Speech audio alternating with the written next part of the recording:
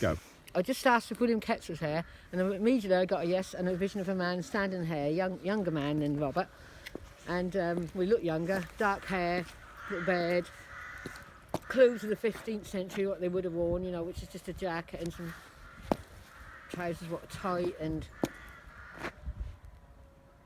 he's coming through his best. He's telling me he's coming through his best because he's going to be on He's shaking. camera. He's coming through his best, so he's got his best clothes on. You know, he's dressed up in his best, buckled shoes and all sorts of things. You know, really nice, smart looking, with nice clothes he would have worn before he joined the rebellion.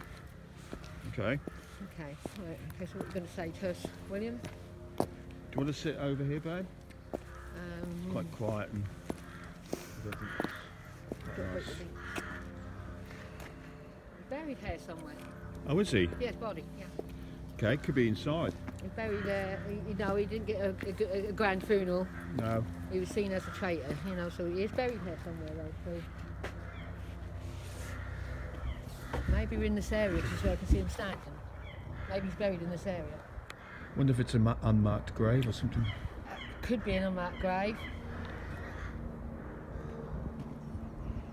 He's coming through now and he's saying he's with him. You know, him and his brother they get together a lot. Him and his brother are together a lot in spirit. And he's saying, yeah, he did.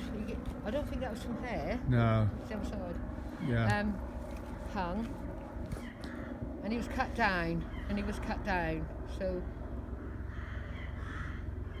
it didn't take him long to die. He didn't suffer as long as his brother did because he was cut down pretty quickly. And he's there with his wife. He's got a wife. Someone called Alice. There's either his wife or his mother. Someone called Alice. Is with him. Right. Okay. And he's not really a person who is haunting anywhere. He didn't feel the need to do that. He thought he'd done what he needed to do in his life. And that was trying to make, you know, people see that the poor were suffering. But he does wander around, you know, he does, you know, he can come and go. He's one of these people who come and go. I told you about his spirits before. So not always haunting, but yeah, I mean, he's so strong physically here right now. And I've got a feeling he was buried around here somewhere. And what do you want to say? He says the same today as it was back then, but you just don't know it. Yeah. We've said that many a time, haven't we, Tina? Tina? The same today as it was back then, but you just don't know that you are being enslaved. That's the words he's saying. Bless them. Wow. Wow. And, you know, people need to wake up and not accept what they're being shown, because it's not all true. Okay, thank you for that. He's also saying about horses. This man loved horses. Okay. And he had his favourite steed. He called it a steed. She told me this big black horse. And that was his favourite horse, and that was his steed. He said he used to take horse riding. Can you give me the name of the horse? Trulian? Something like that. Okay. Trulian. Right. Unusual. Anyway, he's saying they lived over there. Okay. That way. Yeah. That's where they lived. There's actually a house where it's got a plaster with his name on or something like that. Plaque. A plaque, yeah. Oh, where is they there? lived, where they lived. Okay. And they weren't poor. And this is what he was. Yeah. They were not poor people. Yeah, that's They were right. quite wealthy compared to the peasants who joined them. They were quite wealthy, but he could see, and him and his brother could see that what people were doing to the poor, taking more and more of their land, and you know, they end up with less and less. And these people didn't care if these peasants starved, and that touched his heart, you know. So even though they weren't poor, they would have been seen as quite middle class, upper class even. But they had a vision. This should be like this, you know. They're really angry because obviously the Anglican Church was taken, which is the Protestant Church, which Henry VIII brought in, was taking land, taken away from anyone, you know, especially if you were Catholic or anything like that. Yeah. But they weren't Catholics, they weren't Protestants, they didn't, you know, they were just like normal, would say Christians. Yes. Believed in God. Yeah. Went to church, this church here, they went to. And there's another one there where they lived as well, where they went to as well. Okay. And they just saw that the poor were being robbed of everything really, and they wanted to fight for they wanted to be.